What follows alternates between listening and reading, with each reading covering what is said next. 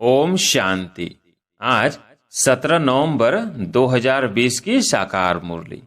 आज बाबा ने कहा, मीठे बच्चे, बाप आए हैं वॉइसलेस दुनिया बनाने, तुम्हारे कैरेक्टर सुधारने। तुम भाई भाई हो तो तुम्हारी दृष्टि बहुत शुद्ध होनी चाहिए। प्रश्न, तुम बच्चे बेफिक्र बादशाह हो, फिर भी तुम्हें एक मूल फिक्रात अवश्य होनी चाहिए। कौन सी? उत्तर, हम पति से पावन कैसे बने, यह है मूल फिक्रात। ऐसा न हो बाप का बनकर फिर बाप के आगे सजाएं खानी पड़े। सजाओं से छूटने की फिक्रात रहे, नहीं तो उस समय बहुत लज्जा आएगी। बाकी तुम बेपरवाह बादशाह हो, सबको बाप का परिचय देना है। कोई समझता है तो बेहद का मालिक बनता, नहीं समझता है तो उसकी तकदीर, तुम्हें परवाह नहीं।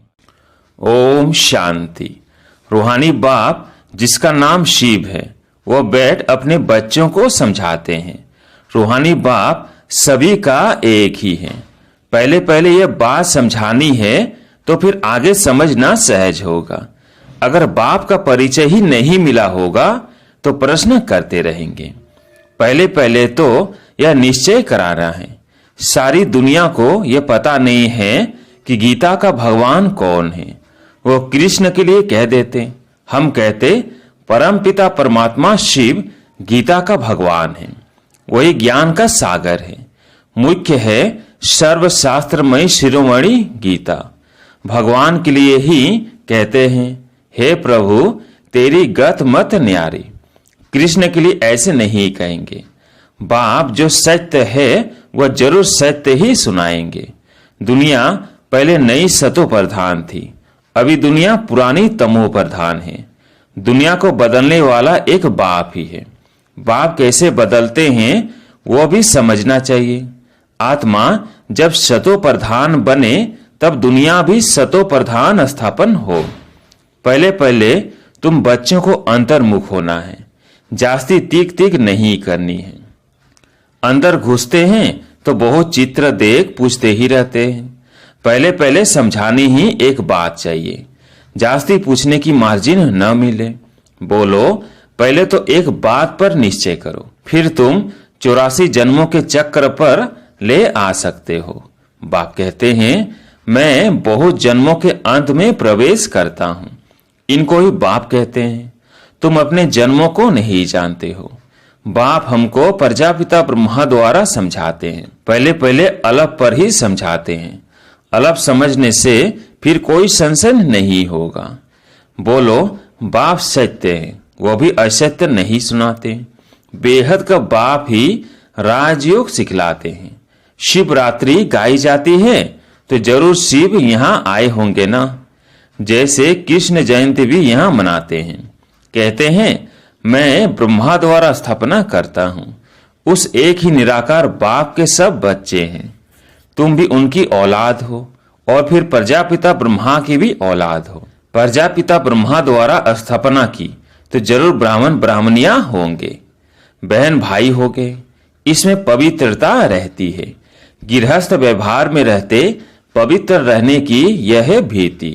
बहन भाई हैं तो कभी क्रिमिनल दृष्टि नहीं होनी चाहिए। 21 जन्म दृष्टि सुधर जाती है। बाप ही बच्चों को शिक्षा देंगे ना, कैरेक्टर सुधारते हैं। अभी सारी दुनिया के कैरेक्टर सुधरने हैं। इस पुरानी पतित दुनिया में कोई कैरेक्टर नहीं, सब में विकार है। यह है ही पतित विशेष दुनिया। फिर वॉइसलेस दुनिया कैसे बनेगी? सिवाय बाप के कोई बना न सके। अभी बाप पवित्र बना रहे हैं। यह सब गुप्त बातें। हम आत्मा हैं। आत्मा को परमात्मा बाप से मिलना है। सब पुरुषार्थ करते ही हैं भगवान से मिलने के लिए। भगवान एक निराकार है। लिबरेटर गाइड भी परमात्मा को ही कहा जाता है। दूसरे धर्म वाले कोई को लिबरेटर गाइड नहीं कहेंगे। परमपिता परमात्मा ही आकर लिबरेट करते हैं, अर्थात तमो प्रधान से शतो प्रधान बनाते हैं। गाइड भी करते हैं तो पहले पहले ये एक ही बात बुद्धि में बिठाओ। अगर न समझे तो छोड़ देना चाहिए। अलग को नहीं समझा तो बे से क्या फायदा। भल चले जाए, तुम मुंझो नहीं। तुम बेपरवाह बादशाह हो, असुरों के विघन पड़ने ही हैं। यह है ही रुद्र ज्ञान यज्ञ। तो पहले पहले बाप का परिचय देना है। बाप कहते हैं मन मना भव, जितना पुरुषार्थ करेंगे उस अनुसार पद पाएंगे। आदि सनातन देवी देवता धर्म का राज्य स्थापन हो रहा है। इन लक्ष्मी नारायण की डिनास्टी है और धर्म वाले कोई डिनास्टी स्थापन नहीं करते हैं। बाप तो आकर सबको मुक्त करते हैं, फिर अपने अपने समय पर और धर्म स्थापकों को आकर अपना धर्म स्थापन करना है। वृद्धि होनी है, पतित बनना ही है। पतित से पावन बनाना यह तो बाप का ही काम है। वो तो सिर्फ आकर धर्म स्थापन करेंगे, उसमें बड़ाई की बात ही नहीं। महिमा है ही एक की। वो तो क्राइस्ट के पिछाड़ी कितना करते हैं, उनको भी समझाया जाए। लिबरेटर गाइड तो गॉड फादर ही है। बाकी क्राइस्ट ने क्या किया? उनके पिछाड़ी क्रिश्चियन धर्म की आत्माएं आती रहती है, नीचे उतरती रहती है। दुख से छुड़ाने वाला तो एक ही बाप है। यह सब पॉइंट से बुद्धि में अच्छी रीति धारण करनी है। एक गॉड को ही मर्सीफुल कहा जाता है। क्राइस्ट कोई दया नहीं करते। एक भी मनुष्य किसी पर मर्सी नहीं करते। मर्सी होती है बेहद की। एक बाप ही सब पर रहम करते हैं। सतयुग में सब सुख शांति में रहते हैं, दुख की बात ही नहीं। बच्चे एक बात अलग पर किसको निश्चय कराते नहीं, और बातों में चले जाते हैं, फिर कहते गला ही खराब हो गया। पहले पहले बाप का परिचय देना है। तुम और बातों में जाओ ही नहीं। बोलो बाप तो सत्य बोलेंगे ना। हम बीके को बाप ही सुनाते हैं। यह चित्र सब उसने बनवाए हैं, इसमें संशय नहीं लाना चाहिए। संशय बुद्धि विनश्यन्ति। पहले तुम अपने को आत्मा समझ बाप को याद करो तो विकर्म विनाश होंगे, और कोई उपाय नहीं। पतित पावन तो एक ही है ना। बाप कहते हैं देह के सब संबंध छोड़ मामेकम याद करो। बाप जिसमें प्रवेश करते हैं उनको भी फिर पुरुषार्थ कर सतो प्रधान बनना है। बनेंगे पुरुषार्थ से। फिर ब्रह्मा और विष्णु का कनेक्शन भी बताते हैं। बाप तुम ब्राह्मणों को राजयोग सिखलाते हैं तो तुम विष्णुपुरी के मालिक बनते हो। फिर तुम ही 84 जन्म ले अंत में शूद्र बनते हो। फिर बाप आकर शूद्र से ब्राह्मण बनाते हैं। ऐसे कोई बता न सके। पहली पहली बात है बाप का परिचय देना। बाप कहते हैं मुझे ही पतितों को पावन बनाने यहाँ आना पड़ता है। ऐसे नहीं कि ऊपर से प्रेरणा देता हूं। इनका ही नाम है भागीरथ, तो जरूर इनमें ही प्रवेश करेंगे। यह है भी बहुत जन्मों के अंत का जन्म। फिर सतो प्रधान बनते हैं। उसके लिए बाप युक्ति बताते हैं कि अपने को आत्मा समझ मामे कम याद करो। मैं ही सर्वशक्तिमान हूं। मुझे याद करने से तुम्हारे में शक्ति आएगी, तुम विश्व के मालिक बनेंगे। यह लक्ष्मी नारायण का वर्षा इन्हों को बाप से मिला है। कैसे मिला वो समझाते हैं। प्रदर्शनी म्यूजियम आदि में भी तुम कह दो कि पहले एक बात को समझो फिर और बातों में जाना। यह बहुत जरूरी है समझना, नहीं तो तुम दुख से छूट नहीं सकेंगे। पहले जब तक निश्चय नहीं किया है तो तुम कुछ समझ नहीं सकेंगे। इस समय है ही भ्रष्टाचारी दुनिया। देवी देवताओं की दुनिया श्रेष्ठाचारी थी। ऐसे ऐसे समझाना है। मनुष्यों की नब्ज भी देखनी चाहिए।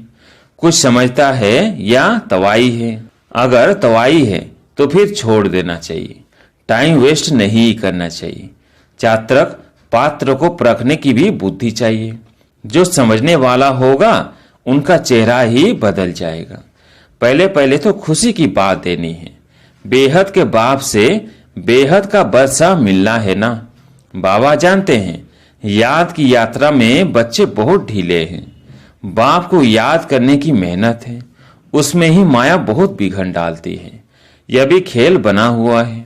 बाप बैठ समझाते हैं कैसे यह खेल बना बनाया है। दुनिया के मनुष्य तो रिंचक भी नहीं जानते। बाप की याद में रहने से तुम किसको समझाने में भी एक रस होंगे, नहीं तो कुछ न कुछ नुक्स कमी निकालते रहेंगे। बाबा कहते हैं तुम जास्ती कुछ भी तकलीफ न लो, स्थापना तो जरूर होनी ही है। भावी को कोई भी टाल नहीं सकते। उल्लास में रहना चाहिए। बाप से हम बेहद का बरसा ले रहे हैं। बाप कहते हैं मामे कम याद करो। बहुत प्रेम से बैठ समझाना है। बाप को याद करते प्रेम में आंसू आ जाने चाहिए। और तो सभी संबंध है कलयुगी। यह है रूहानी बाप का संबंध। यह तुम्हारे आंसू भी विजय माला के दाने बनते हैं। बहुत थोड़े हैं जो ऐसा प्रेम से बाप को याद करते हैं। कोशिश कर जितना हो सके अपना टाइम निकाल अपने भविष्य को ऊंचा बनाना चाहिए। प्रदर्शनी में इतने ढेर बच्चे नहीं होने चाहिए, न इतने चित्रों की दरकार है। नंबर 1 चित्र है गीता का भगवान कौन, उनके बाजू में लक्ष्मी नारायण का, सीढ़ी का, बस। बाकी इतने चित्र कोई काम के नहीं। तुम बच्चों को जितना हो सके याद की यात्रा को बढ़ाना है।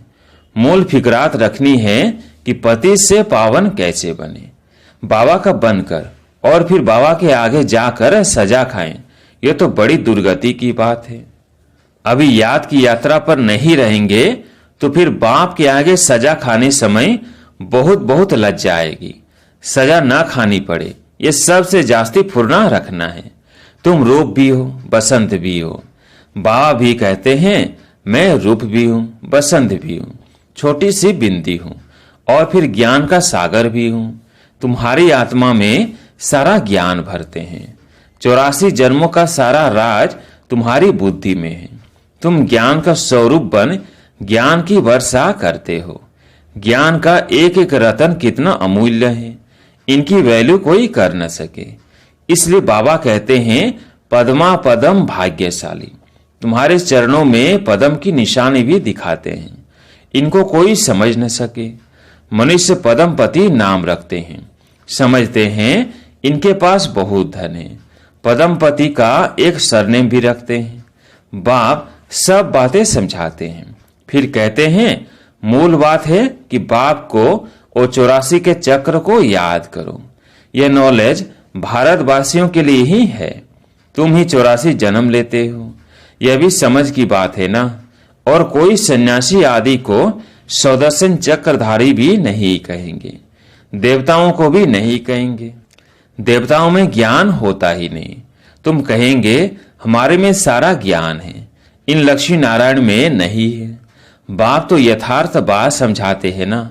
यह ज्ञान बड़ा वंडरफुल है। तुम कितने गुप्त स्टूडेंट हो। तुम कहेंगे हम पाठशाला में जाते हैं, भगवान हमको पढ़ाते हैं। एम ऑब्जेक्ट क्या है?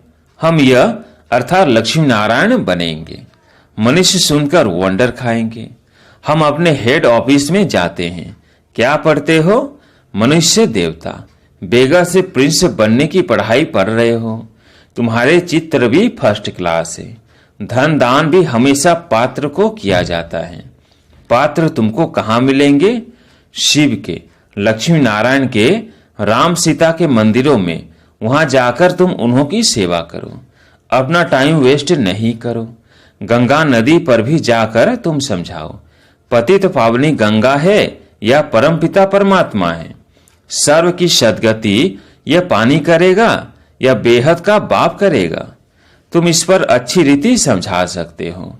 विश्व का मालिक बनने का रास्ता बताते हो, दान करते हो।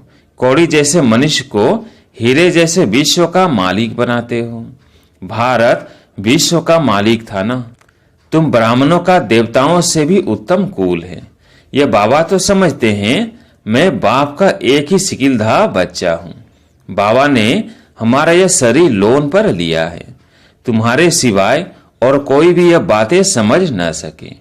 बाबा की हमारे पर सवारी की हुई है।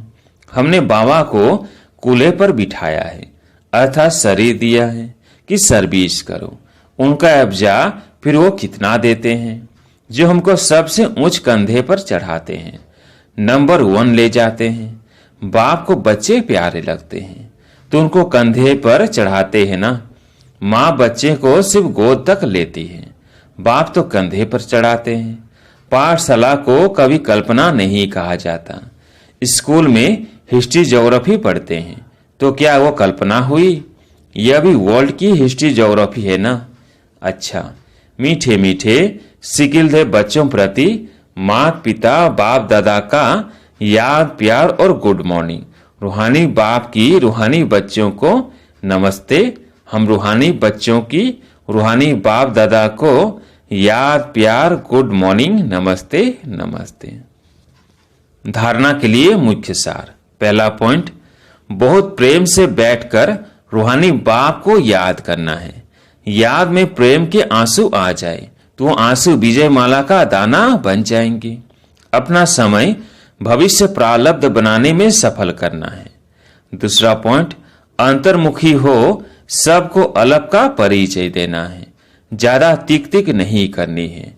एक ही फुरना रहे कि ऐसा कोई कर्तव्य न हो जिसकी सजा खानी पड़े।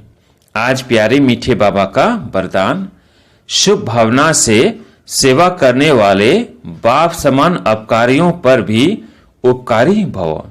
शुभ भावना से सेवा करने वाले बाप समान अपकारियों पर भी उपकारी भव।